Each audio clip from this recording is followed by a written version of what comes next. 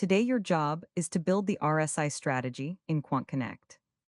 In Initialize, set your date range and starting cache. Add SPY, then create an RSI indicator with a 14-day period.